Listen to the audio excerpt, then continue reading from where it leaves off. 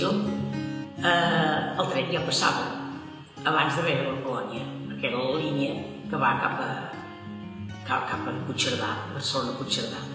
I ells van aprofitar que aquí hi havia un pas d'aquests que s'hi posen cadenes, que se'n diu un pas, per fer-hi una via morta, per poder-hi, quan arribés el tren de càrrega, deixar vagons, si els portava plens, de cotó i de carbó.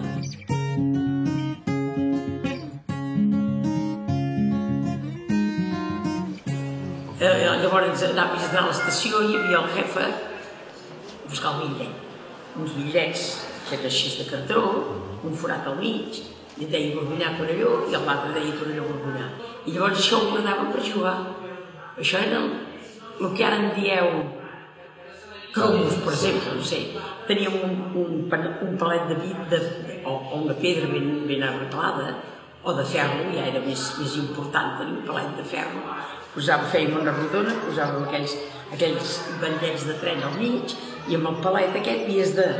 Quan més bitllets treies de fora de la rotllana, més paquet en tenies, era com jugar bales. Com més bales tenies, més guanyaves. Aquest tren pitava. A la que sortia de Torelló ja es posava a pitar.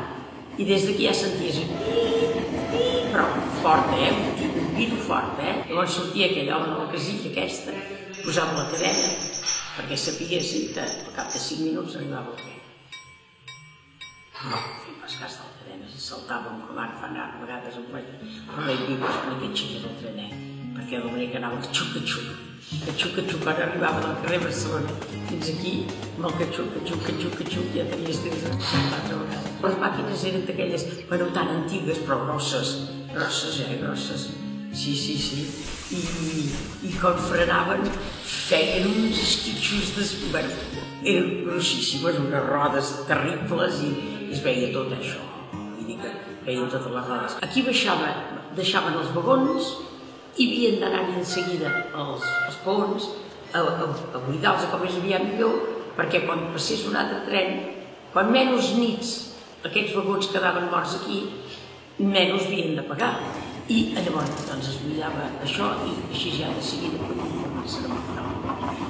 Ara quan veus que passes aquest temps no veus ningú, llavors podies dir adiós a tothom a la finestra.